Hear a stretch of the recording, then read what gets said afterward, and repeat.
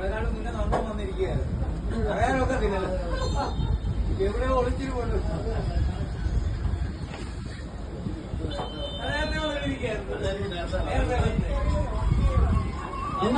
ഗിയറാണോ ഇത്?